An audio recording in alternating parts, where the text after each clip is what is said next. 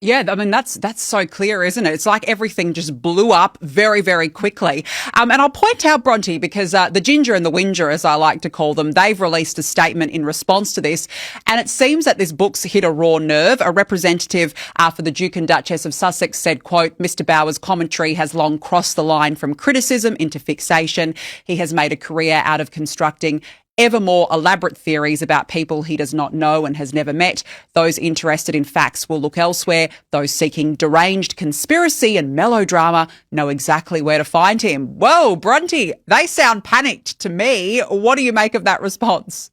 Well, there's some fighting words. You're absolutely right. I suppose you can't really blame them for coming out swinging at this point. They are very spicy terms, as you mentioned in this book. But at the same time, it's come at an unbelievably critical juncture for Harry and Meghan. Now, if you look at the lay of the land, they've just returned from this, I suppose, quasi-royal tour of Jordan. They're now spruiking this big trip to Australia, which is really, I suppose, intended at highlighting and platforming Meghan's lifestyle brand in Australia and globally. And the reality is, after just splitting with Netflix as their major partner for as ever, this is a really important time for her to push that business forward.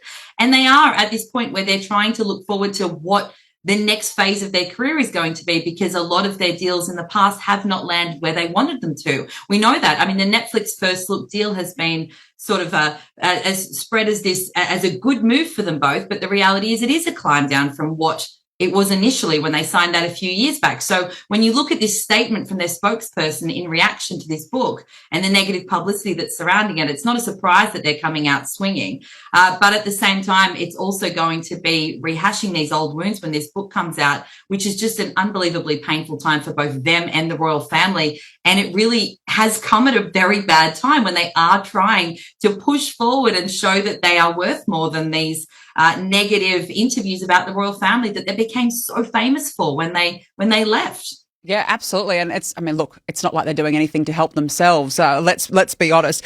Let's talk about this Australia trip. They're coming back down under for another fake royal tour of the world off the back of that bizarre Jordan tour the other week. And Bronte, congratulations to you, because you were the first journalist who broke the story that the Sussexes are coming to Australia. Great scoop. Why would they bother coming, do you think? Because when they came last time, this was, 7 years ago, Meghan referenced it as being a catalyst for them leaving the royal family. So why bother coming back to the place that they clearly didn't love that much?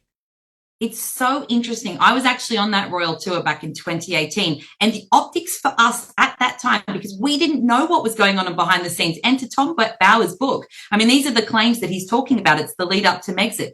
But for us as journalists and members of the public seeing that tour, it looked like a huge success. There were thousands of people greeting them everywhere. They were so popular at that time. It felt like this really huge moment for them and a really exciting moment for the monarchy. Now, as we know, that wasn't how they felt about it behind the scenes. And, 18 months later, they had left the royal family.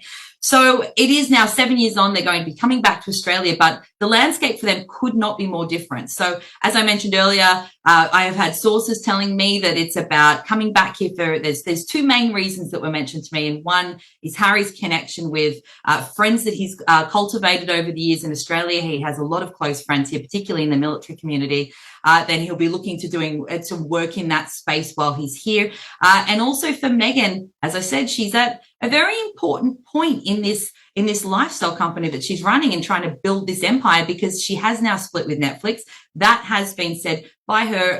There have been sources saying that, this was because Netflix was holding her back and she wants to push forward. Well, what better way to do that than to go to these countries and sort of test run how the business could go if they expand into Australia. I think nothing has been confirmed, but certainly it feels like that's the mood music. So there is that aspect of it where they want to come here and I guess just sort of launch this new phase of their career. But at the same time, it will, of course, invite comparisons to that trip back in 2018 when there were thousands of people out to meet them. And now you're looking at situations where they're selling tickets for events. So Meghan will be doing this Besties event, as you mentioned. Thank you so much. Yes, I did hear that she would be doing the Besties event before this was more widely known. And tickets for that are around $3,000. So she'll need to sell out that event because the optics would be terrible if she didn't. But also with Harry, he'll be doing a mental health speech on workplace mental health in Melbourne while he's here. And again, tickets for that are around $2,000. All proceeds go to charity. But They are now commercial and private citizens, as they say. So it's a very different landscape. And there will be comparisons when they're here to that big trip for the monarchy 7 years ago.